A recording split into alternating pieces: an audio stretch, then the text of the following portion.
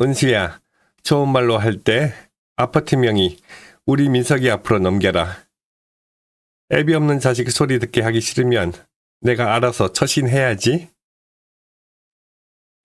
3년 전 갓 낳은 딸을 계집년이라며 빗속으로 내쫓았던 시어머니가 50억 아파트 소식에 달려와 명품 가방을 휘두릅니다.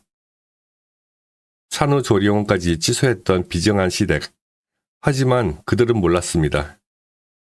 기름때 묻은 작업복을 입던 친정아버지의 진짜 정체와 그 아파트에 숨겨진 잔혹한 함정을요. 돈에 미친 하이에나들을 향한 통쾌한 복수극, 지금 시작합니다. 본격적인 사연에 들어가기에 앞서 영상을 만드는 저의 작은 정성이 여러분께 닿고 있다면 구독과 좋아요로 마음을 보태주세요. 보내주신 소중한 응원은 더 좋은 이야기라는 부메랑이 되어 여러분의 일상에 큰 행복으로 되돌아갈 것입니다. 안녕하세요, 시청자 여러분. 오늘 제 기구하고도 기가 막힌 이야기를 어디서부터 시작해야 할까요? 올해 제 나이 34살입니다. 남들은 한창 예쁠 나이라고 인생의 황금기라고들 하죠. 하지만 저는 지난 3년 동안 마치 30년은 늙어버린 것 같은 세월을 보냈답니다. 제가 남편 민석 씨를 만났을 때만 해도 세상 모든 것이 분홍빛인 줄 알았어요. 우리 친정 아버지는 평생 서울 변두리의 작은 철문점을 운영하셨고 항상 기름때 묻은 작업복을 입고 1,000원짜리 한 장도 아껴 쓰시며 저를 금지옥엽으로 키워주셨어요. 아버지는 늘 말씀하셨죠. 우리 딸은 손에 물 한 방울 안 묻히고 살게 해주고 싶다고요.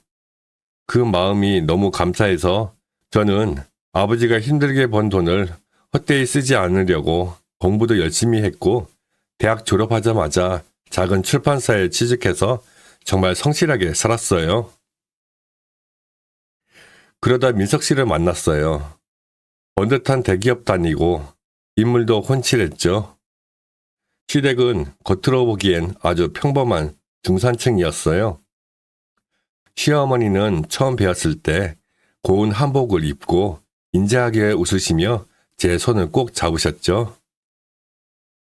아이고 희애야, 얼굴도 참 곱구나. 우리 민석이가 사람 보는 눈이 있어. 너처럼 참한 애가 우리 집에 들어온다니 내가 전생에 나라를 구했나 보다. 친정 아버님이 너를 고생해서 너를 잘 키워주셨구나. 저는 그 웃음 뒤에 가려진 서슬퍼런 칼날을 보지 못했어요. 아버지가 물려주실 재산이 별로 없다는 걸 아시면서도 마음씨만 고우면 됐다는 그 말씀을 철석같이 믿었거든요. 결혼할 때 우리 아버지는 당신 전 재산이나 다름없는 1억 원을 내놓으시며 눈시울을 붉히셨어요. 부족해서 미안하다, 딸아. 시댁 가서 기죽지 말고 살아라 하시면서요. 저는 그 돈에 제가 모은 돈까지 합쳐서 남편과 함께 낡은 아파트 전체를 얻어 신혼생활을 시작했답니다. 결혼을 하고 나서 저는 정말 최선을 다했어요. 아침 5시 30분이면 일어나 남편 아침밥 칠첩반상으로 차려내고 출근해서는 눈코 뜰 새 없이 일했죠. 퇴근하면 바로 시댁으로 달려가 시어머니 저녁 수발을 들었어요. 시어머니는 무릎이 안 좋으시다며 툭 하면 저를 불러 앉혀놓고 다리 마사지를 시키셨죠. 어머니, 오늘은 좀 어떠세요? 병원 약은 챙겨 드셨고요? 에구구, 내가 주물러 주니까 좀 살 것 같네. 야, 조금 더 위쪽을 세게 해봐라. 너는 젊은 애가 손등에 힘이 그렇게 없어서 어디다 쓰겠니? 그래도 우리 아들 뒷바라지 하느라 고생하는 거 보니까 내가 마음이 좀 놓인다만. 너희 친정은 여전히 그 낡은 철문점 한다지? 네, 아버지가 워낙 그 일을 천직으로 아셔서요. 그래도 요즘은 단골 손님들이 많아서 바쁘시대요. 그래, 뭐 기술이 있는 게 좋긴 하다만 그래도 남들 보기엔 좀 그렇잖니? 우리 민석이는 대기업 과장인데 장인 어른이 철무점 한다고 하면 사람들이 뭐라 하겠어? 앞으로는 어디 가서 친정 얘기 너무 자세히 하지 마라. 알겠니? 그때 알았어야 했어요. 시어머니에게 저는 그저 우리 아들의 수발드는 하녀이자 당신의 체면을 깎아먹는 부족한 며느리였다는 것을요. 하지만 저는 바보같이 노력하면 진심이 통할 줄 알았어요. 제 지극한 정성과 감복해서 언젠가는 저를 진정한 가족으로 받아주실 줄 알았죠. 결혼 2년차에 드디어 아이가 생겼어요. 임신했다는 소식에 우리 아버지는 철문점 문까지 닫고 달려오셔서 소고기를 박스채 사오셨죠. 시어머니도 처음에는 기뻐하시는 것 같았어요. 아니, 정확히 말하면 손자를 기대하며 기뻐하신 거였죠. 은수야, 태몽은 뭐 꿨니? 내가 어제 꿈을 꿨는데 커다란 구렁이가 내 치맛자락을 확 물지 뭐냐. 이건 100% 장군감이야. 우리 집안을 일으킬 귀한 아들이 올 모양이다. 너 이제 몸조리 잘 해야 한다. 무조건 고기 많이 먹고 아들 낳는 약도 지어왔으니 꼬박꼬박 챙겨 먹어. 그때부터 시작된 아들 타령. 저는 매일같이 압박감 속에 살았어요. 입덧이 심해서 물 한 모금은 못 넘길 때도 시어머니는 아들 배고프다며 억지로 기름진 음식을 밀어 넣으셨죠. 저는 오로지 아이가 건강하기만을 바랐지만 시어머니의 머릿속엔 오직 대를 이을 아들뿐이었답니다. 그렇게 10달을 버티고 드디어 진통이 찾아왔습니다. 병원 분만실 앞에서 우리 아버지는 안절부절 못하며 기도를 하셨고 시어머니는 의기양양하게 포나마나 아들이다 라며 큰 소리를 치셨죠. 하지만 5시간의 난상 끝에 우렁찬 울음소리와 함께 세상에 나온 건 너무나도 예쁘고 천사 같은 제 딸 서아였어요. 그 순간 제 인생에 가장 행복해야 할 공간이었던 분만실은 한순간에 얼음장 같은 지옥으로 변해버렸습니다. 간호사가 예쁜 공주님이에요 라고 외치는 순간 밖에서 들려오던 시어머니의 웃음소리가 뚝 끊기더군요. 그리고 잠시 후 병실로 들어온 시어머니의 얼굴은 제가 평생 잊지 못할 만큼 일그러져 있었습니다. 계집애라고?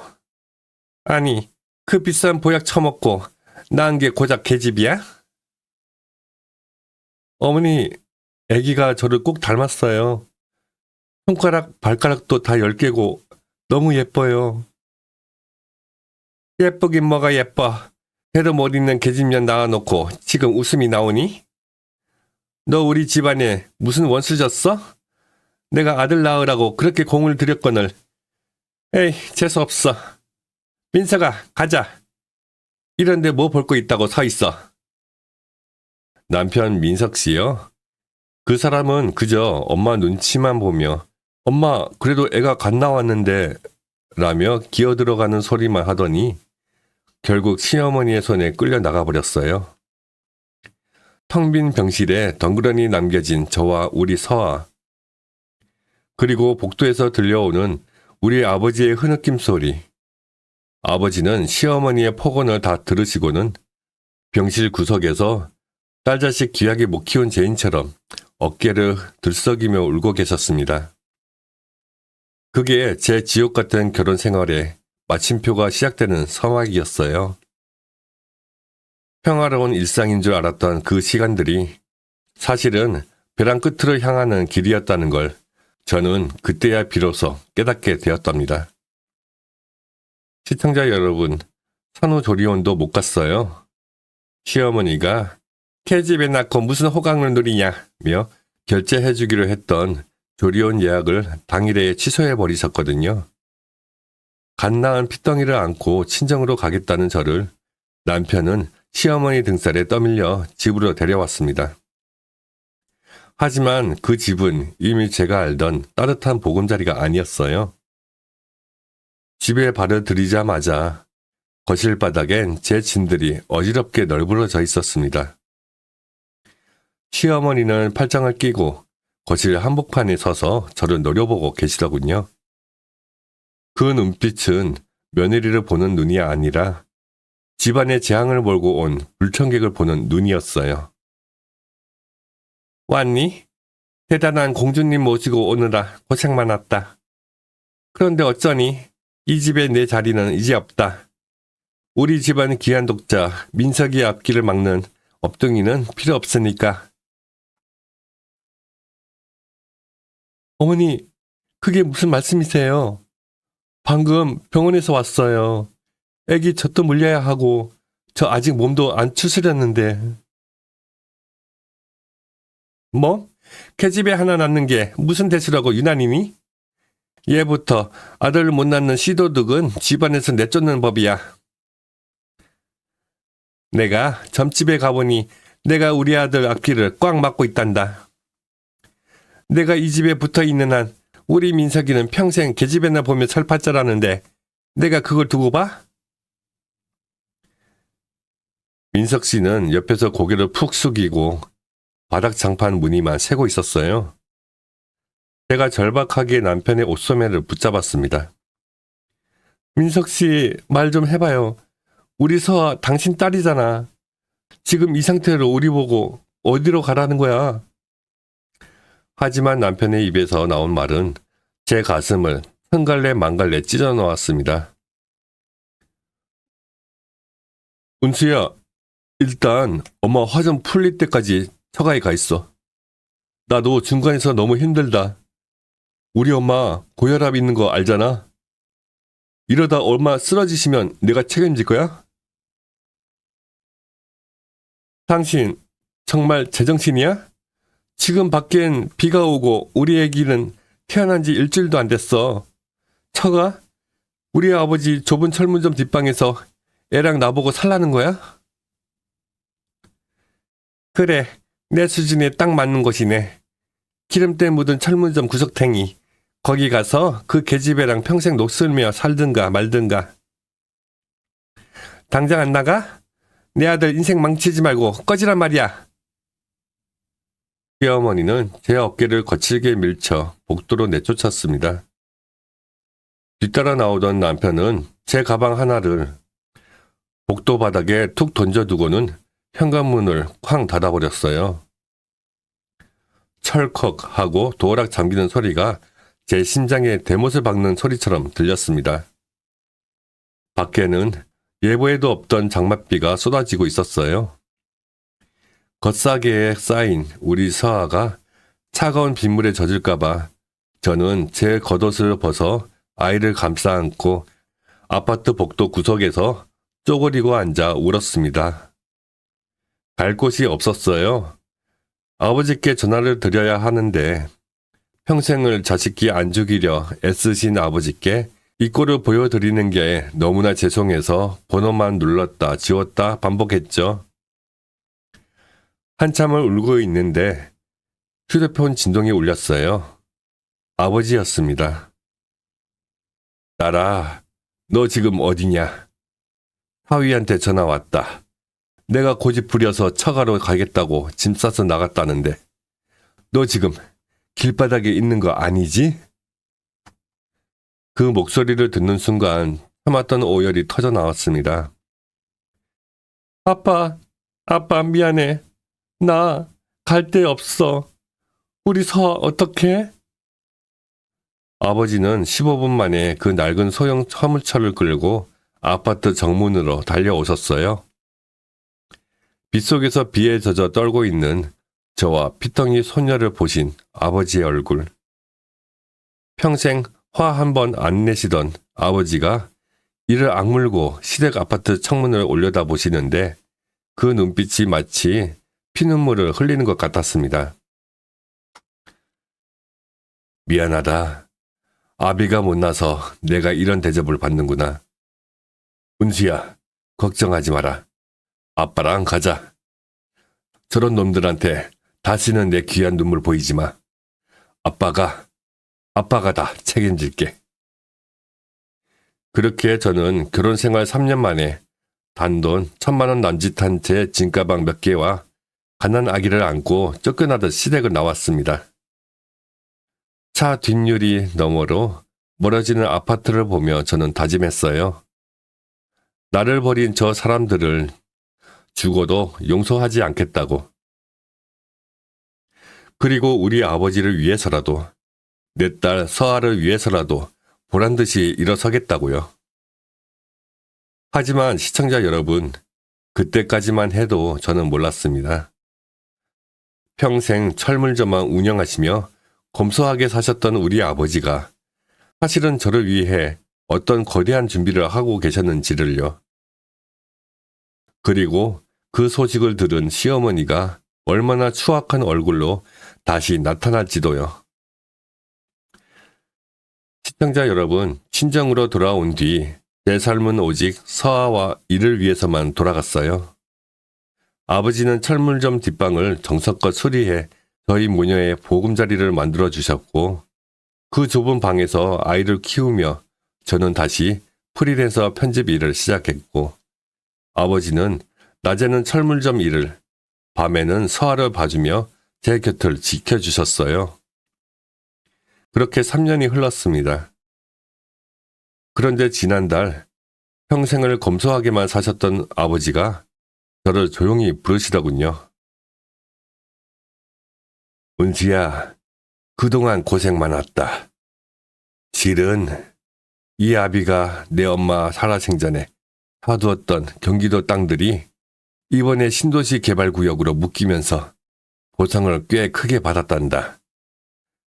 평생 철물점 하며 번 돈도 조금씩 모아뒀고, 이제 우리 서아랑 너 남들 눈치 안 보고 살게 해주고 싶구나.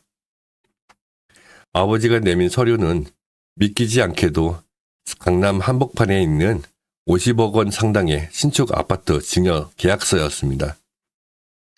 딸 가진 죄인이라며 구박받던 내 새끼, 이제 당당하게 살아라 하시며 제 손을 꼭 잡으셨죠. 저는 아버지 품에 안겨 한참을 울었습니다. 그런데 이 소식이 어디서 새어나갔을까요? 동네 입소문이 무서운 법이라더니 재산 분할 소송 준비 과정에서 시댁 귀에도 들어간 모양이었습니다. 소식을 들은 지 딱 이틀 만에 3년 동안 서아 생일날 연락 한 통 없던 시어머니가 철물점 앞에 나타났습니다. 이번엔 비싼 모피 코트를 두르고 명품 가방을 든 채 말이죠. 아이고, 우리 며느리. 아니, 서엄마. 그동안 잘 지냈니? 내가 꿈자리가 하도 뒤숭숭해서 우리 강아지 서아가 보고 싶어 잠을 설쳤지 뭐냐? 누구신데 남의 영업집에 와서 행패세요? 저희는 그쪽이랑 상관없는 사람입니다. 당장 나가주세요. 예, 너도 참. 시어머니한테 그게 무슨 버르장머리니? 내가 그때는 잠시 마귀가 씌었었나 보다. 너를 쫓아내고 나서 내가 얼마나 밤잠을 설쳤는지 아니? 우리 민석이도 매일 밤 내 사진을 보며 울고불고 난리도 아니야. 거짓말 마세요. 민석 씨 지난달에 다른 여자랑 손보고 다닌다는 소식 다 들었습니다. 본론만 말씀하시죠. 여기까지 오신 이유가 뭡니까? 시어머니는 잠시 당황하더니 이내 본색을 드러내며 가방에서 꼬깃꼬깃한 서류 하나를 꺼냈습니다. 은지야, 내가 다 들었다. 내 친정아버님이 서아 앞으로 강남에 50억짜리 집을 사주셨다며? 아이고, 사돈 어른이 그렇게 재력가인 줄 진작에 알았으면 우리가 그렇게 서운하게 안 했지. 근데 얘 생각 좀 해봐라. 서아가 이제 겨우 4살인데 그 어린애 명의로 그런 큰 재산을 두면 세금 폭탄 맞고 주변에서 가만 안 둔다. 그래서요?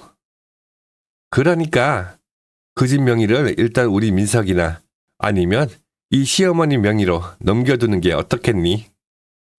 우리가 관리해주다가 서아 성인 되면 딱 돌려줄게. 우리 집안은 대대로 정직한 집안 아니냐. 그리고 너희 다시 합쳐야지. 우리 서아 아빠 없이 키울 거야?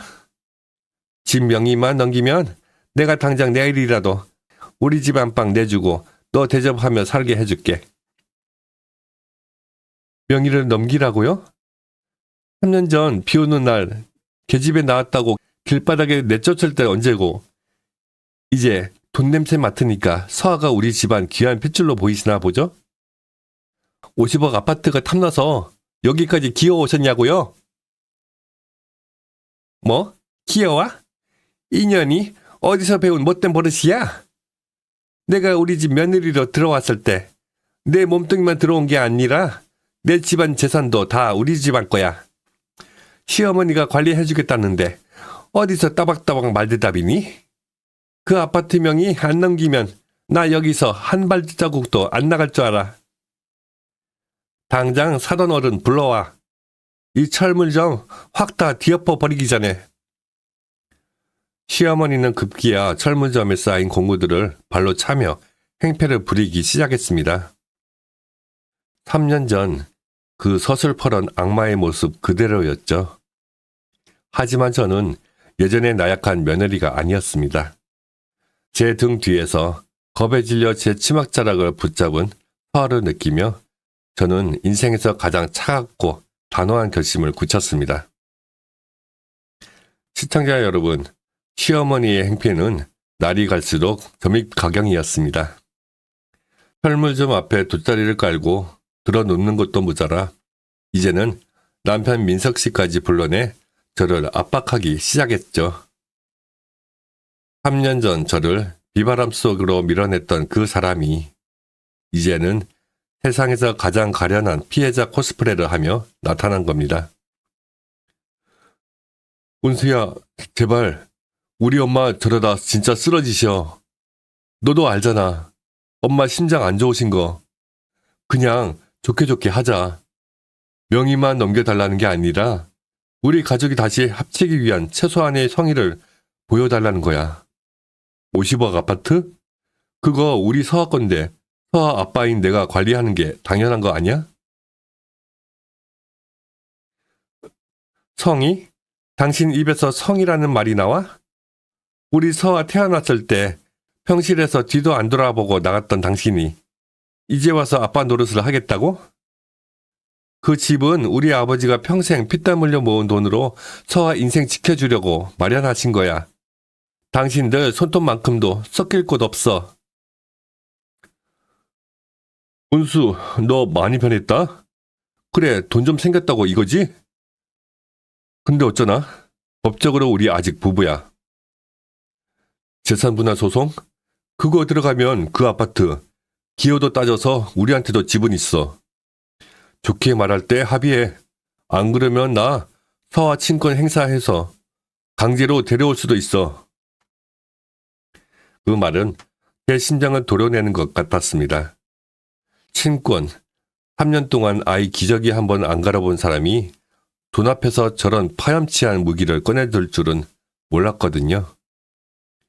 게다가 시어머니는 동네 사람들에게 제 험담을 퍼뜨리기 시작했어요. 며느리가 돈벼락 맞더니 시어머니를 문전박대한다. 친정아버지가 부정한 방법으로 돈을 벌었다는 근거 없는 소문들이 평생 정직하게 살아온 우리 아버지의 명예를 더럽혔습니다. 철물점 단골 손님들이 수군거리는 소리, 지나가는 사람들의 따가운 시선. 아버지는 저를 위해 아무 말 없이 묵묵히 가게 앞을 청소하셨지만 구부정한 그 뒷모습이 얼마나 작게 보이던지 제 가슴이 찢어졌습니다. 서아야, 미안해. 엄마가 힘이 없어서 우리 서아 지켜주지 못할까봐 너무 무서워. 저 사람들은 정말 끝이 없나 봐. 어떻게 저렇게까지 할 수 있을까? 시어머니는 이제 매일 아침 전화를 걸어 폭언을 퍼부었습니다. 명의 안 넘기면 내 아버지 철물점 앞에서 분신이라도 하겠다. 50억 아파트 안 내놓으면 너희 집안 박살을 내버리겠다는 협박이 하루에도 수십 통씩 쏟아졌죠. 도와줄 사람은 아무도 없었습니다. 법은 멀고 악마들은 바로 제 눈앞에서 입을 벌리고 있었으니까요. 서아는 밖에서 시어머니가 고함을 칠 때마다 옷장에 숨어 벌벌 떨었습니다. 그 천사 같은 아이의 눈망울에 공포가 서리는 걸 보며 저는 절망의 끝바닥을 쳤습니다. 정말 이대로 저들에게 무릎을 꿇어야 할까? 우리 아버지가 주신 마지막 선물을 저 추악한 인간들에게 바쳐야 평화가 올까? 하지만 그날 밤 퀭한 눈으로 거울 속에 비친 제 모습을 봤습니다. 눈물로 얼룩진 얼굴 뒤로 3년 전 빗속에서 떨고 있는 제 모습이 겹쳐 보이더군요. 그때 저는 결심했습니다. 아니, 이번에는 절대로 도망치지 않아. 내 눈물은 3년 전에 이미 다 말랐어. 이제부터는 도끼만 남았을 뿐이야. 저는 떨리는 손으로 변호사 사무실 번호를 눌렀습니다. 그리고 아버지가 주신 서류가 아닌 제가 3년 동안 몰래 기록해왔던 또 다른 서류 뭉치를 꺼냈습니다. 시어머니의 폭언 녹취록, 남편의 방임 증거, 그리고 그들이 서아를 계집애라 부르며 학대했던 모든 순간들의 기록들. 위기와 절망은 저를 무너뜨린 게 아니라 저를 세상에서 가장 지독한 엄마로 다시 태어나게 만들었습니다. 이제 제 반격이 시작될 차례였죠. 시청자 여러분, 절망의 끝에서 저는 깨달았습니다. 저들은 사람이 아니라 돈에 굶주린 괴물이라는 것을요. 괴물을 상대하려면 저 역시 괴물보다 더 독해져야 했지요. 저는 더 이상 울지 않기로 했습니다.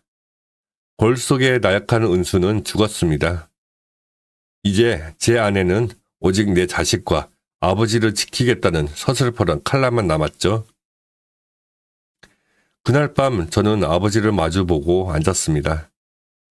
평생을 남에게 싫은 소리 한마디 못하고 살아오신 우리 아버지, 제 손을 잡으며 떨리는 목소리로 말씀하시더군요.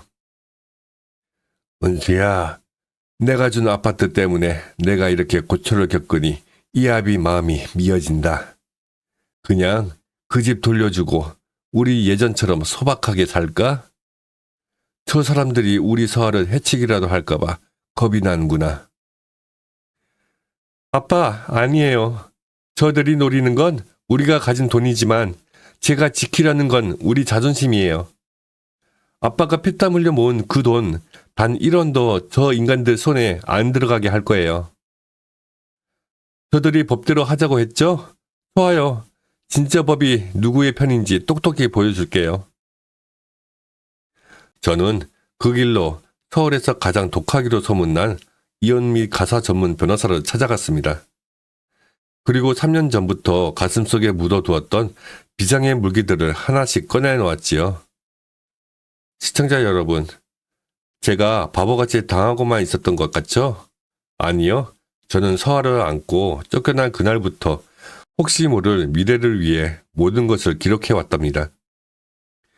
여기 3년 전 병원 분만실 앞에서 시어머니가 서아를 계집년이라 부르며 폭언한 녹취록이 있습니다.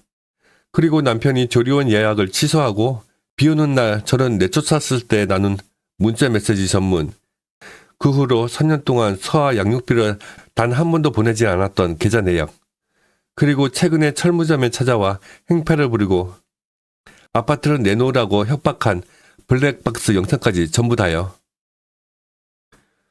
세상에 정말 지독하군요. 이 정도면 단순한 이혼 소송을 넘어 아동학대 방임과 협박, 주거 침입까지 모두 적용 가능합니다. 은서씨, 결심은 서셨나요?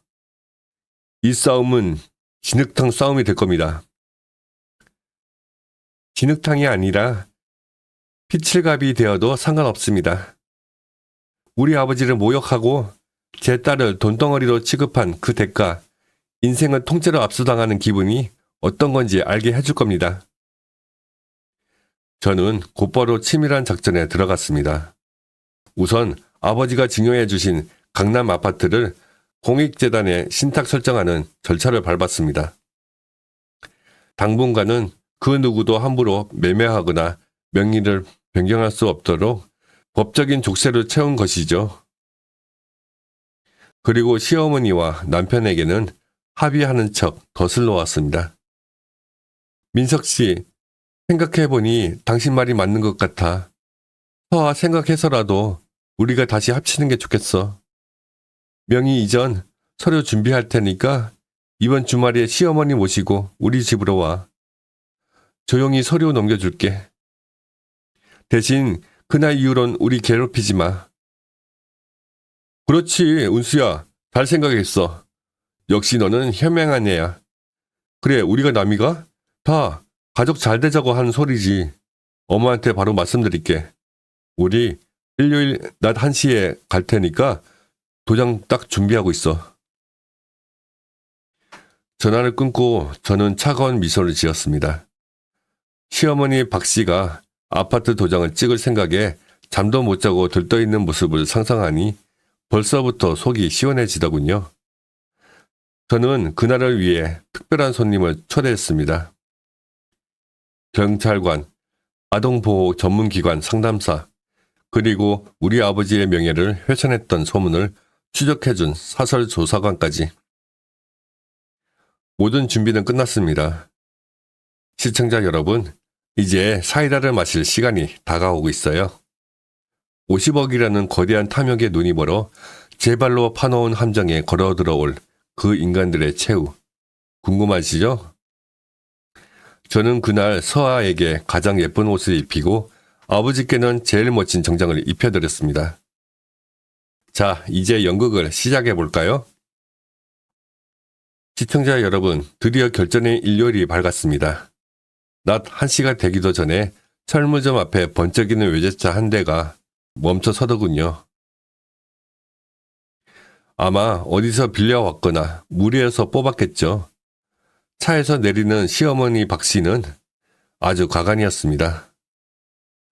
머리는 미용실에서 잔뜩 힘을 주고 손가락마다 큼지막한 반지를 끼고는 마치 이미 강남 사모님이 된 양 거드름을 피우며 들어오더군요. 에고, 이 고약한 기름 냄새도 오늘이 마지막이구나. 은수야, 서류는 다 준비됐니? 우리 민석이가 어제 잠도 못 잤단다.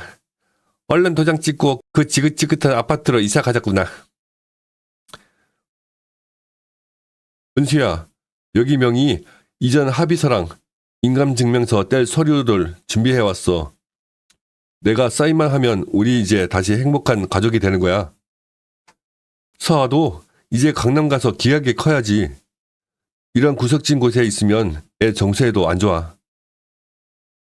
아파트 명의를 정말 어머님이나 민석 씨 앞으로 넘기면 우리 서아 예뻐해 주실 건가요? 3년 전처럼 계집이라고 내쫓지 않고요? 아이고, 얘도 참. 그때야 내가 노망이 났었지. 서아가 얼마나 예쁘니. 내 손녀인데 당연히 금이야 오기야 키워야지. 얼른 도장 찍자, 응? 아쉽지만 어머님, 그 도장 오늘은 찍을 수 없을 것 같네요. 대신 다른 분들이 어머님을 기다리고 계시거든요. 제 말을 마치자마자 철물점 안쪽 가림막 뒤에 숨어있던 사람들이 하나 둘씩 나오기 시작했습니다. 경복을 입은 경찰관 2명과 아동보호기관 관계자, 그리고 제 변호사였죠. 시어머니와 민석 씨의 얼굴이 순식간에 흑빛으로 변했습니다. 이게 뭐야? 은수, 너 미쳤어? 경찰은 왜 불러? 박민석 씨, 그리고 박금자 씨, 귀아들의 아동복지법 위반, 주거침입 그리고 공간협박미수 혐의로 고소했습니다. 특히 박금자 씨, 지난 일주일 동안 의뢰인에게 보낸 아파트를 넘기지 않으면 분신하겠다, 집을 박살내겠다는 협박 문자 및 음성 녹취 152건은 이미 증거로 제출되었습니다. 박금자 씨, 본인 맞으시죠? 피해자에게 지속적인 협박과 영업방해를 한 혐의로 임의 동행해 주셔야겠습니다. 그리고 여기에 이 블랙박스 영상이 나온 기물파손건도 조사 대상입니다. 아니야, 이거 다 오해예요. 내 며느리랑 재산 문제로 상의 좀 한 건데 무슨 경찰이야? 운수 너, 인연이 감히 시어머니를 감옥에 보내려고 작정을 해? 아니요, 어머님. 저는 어머님을 감옥에 보내려는 게 아니라 제 딸 서아가 받을 아파트를 지키려는 거예요. 아, 그리고 민석 씨, 당신이 노리던 그 50억 아파트 이미 공익재단에 신탁해서 당신이 죽었다 깨어나도 손 못 대게 해놨어. 당신이랑 이혼 소송? 당연히 진행할 거고 3년치 밀린 양육비에 정신적 위자료까지 탈탈 털어서 청구할 거야. 당신 대기업 다니지? 급여 압류 들어갈 준비나 해. 은수야, 제발. 내가 잘못했어. 나 회사에서 잘리면 끝이야. 제발 고소만은 치하해줘. 3년 전 비 오는 날 당신이 내 가방을 복도에 던질 때 우리 아버지가 빗속에서 울고 계실 때 그때 끝났어. 당신들한테 줄 건 돈이 아니라 법의 심판뿐이야. 시어머니 박 씨는 경찰의 손에 이끌려 가면서도 이 망할려나 내 돈 내놔 라고 소리를 지르며 발악을 하더군요. 하지만 그 목소리는 지나가던 동네 사람들의 비웃음 섞인 구경거리가 되었을 뿐입니다. 그동안 우리 아버지를 철물점쟁이라고 비하하며 소문을 퍼뜨렸던 그 입으로 이제는 유치장 차가운 바닥에서 본인의 죄를 자백하게 될 겁니다.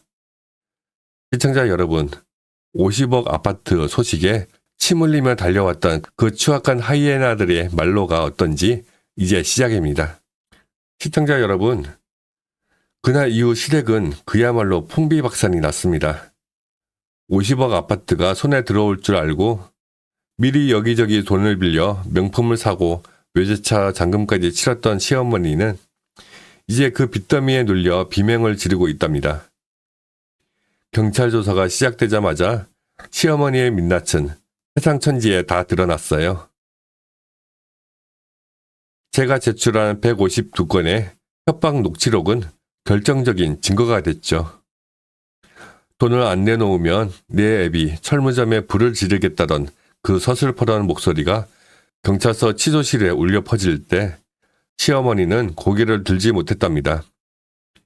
결국 주거침입과 공갈협박 혐의로 재판에 넘겨졌고 평생 남들 무시하며 살아온 그 오만한 고개는 이제 법정 앞에서 바닥으로 꼬꾸라졌죠. 남편 민석 씨요?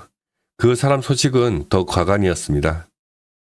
제가 변호사를 통해 회사에 급여 압류 통지서를 보내고 아동 방임과 양육비, 미지급건으로 강력하게 대응하자 회사 내에서도 소문이 파다하게 퍼졌나 봐요. 계집애 나왔다고 조강지처럼 빗속에 내쫓은 비정한 아빠라는 꼬리표가 붙자 그 잘나디 잘난 대기업에서도 권고사직 압박을 받게 됐답니다. 은수야, 아니 은수님, 제발 살려줘. 나 회사에서 잘리면 정말 끝이야. 엄마는 지금 고혈압으로 쓰러지셨고 집은 압류 들어오게 생겼어. 내가 다 잘못했어. 서아 양육비? 내가 평생 벌어서 갚을게. 제발 고소 취하하고 합의서 한 장만 써주면 안 될까? 민석 씨, 기억나? 3년 전 비 오는 날 내가 당신 바지끄덩이 붙잡고 우리 서아 생각해서 제발 한 번만 봐달라고 빌었을 때 당신이 내 손을 어떻게 뿌리쳤는지. 그때 당신이 그랬지? 우리 엄마 쓰러지면 내가 책임질 거냐고. 이제 내가 똑같이 말해줄게. 당신들 인생 망가진 거? 당신들이 지은 죄니까 당신들이 책임져. 나랑 우리 서아는 이제 당신들 인생이 없어. 결국 시어머니는 징역 1년에 집행유예 2년을 선고받았고 남편은 직장에서 쫓겨나 막노동판을 전전하며 제가 청구한 거액의 위자료와 양육비를 갚느라 허덕이고 있습니다. 50억 강남 아파트는커녕 살고 있는 전세금까지 빚잔치로 다 날리고 지금은 경기도 외곽의 낡은 단칸방에서 서로를 탓하며 매일같이 싸우고 있다더군요.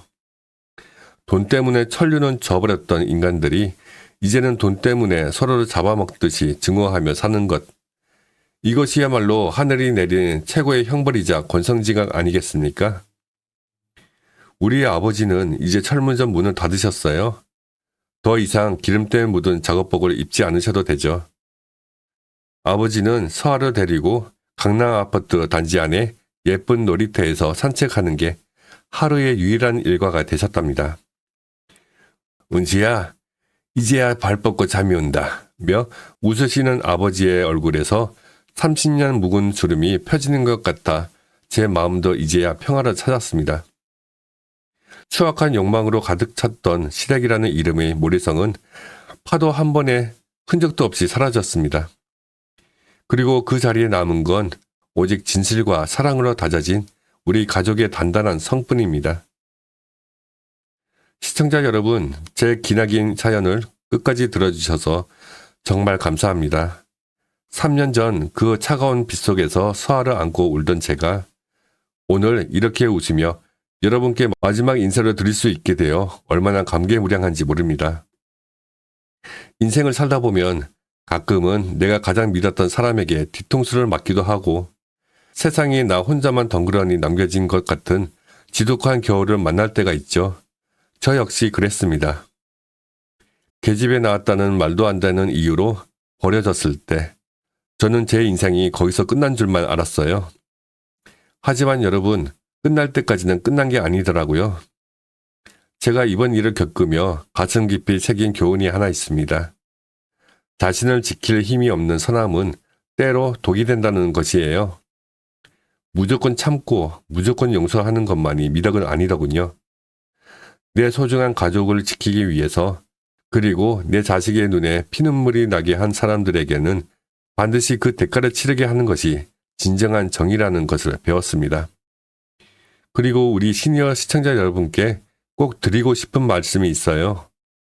우리 아버지처럼 자식에게 든든한 버팀목이 되어주시는 그 마음 정말 위대합니다.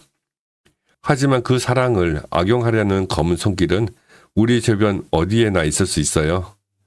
재산보다 소중한 건 내 자식의 자존감이고 돈보다 무서운 건 사람의 탕명이라는 걸 잊지 마셨으면 좋겠습니다.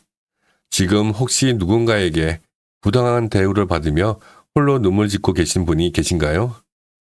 당신은 잘못이 없습니다. 당신은 그 자체로 충분히 귀하고 사랑받을 자격이 있는 사람입니다. 절대로 고개 숙이지 마세요.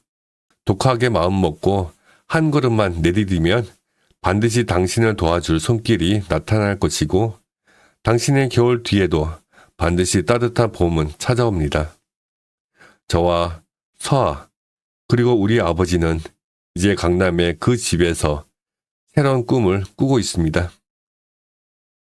아버지는 이제 철문점 공구 대신 손녀의 장난감을 고쳐주시고 저는 다시 글을 쓰며 제 제2의 인생을 멋지게 설계하고 있어요. 50억이라는 돈이 주는 안락함보다 이제는 누구의 눈치도 보지 않고 우리 가족이 활짝 웃을 수 있다는 그 사실이 저를 가장 행복하게 만듭니다. 시청자 여러분, 긴 시간 함께 해주셔서 다시 한번 머리 숙여 감사드립니다. 여러분의 가정에도 늘 평화와 행복만이 가득하시길, 그리고 어떤 풍파에도 흔들리지 않는 단단한 마음의 성을 쌓으시길 진심으로 기도하겠습니다. 오늘 밤 모두 평안하고 따뜻한 밤 되세요. 사랑합니다. 오늘 들려드린 사연 여러분은 어떻게 들으셨나요? 지금 이 시간에도 힘든 시간을 견뎌내고 있을 사연의 주인공 분에게 따뜻한 응원의 댓글 한 줄 남겨주세요. 여러분의 진심 어린 한마디가 주인공 분께는 다시 일어설 수 있는 큰 용기가 될 것입니다.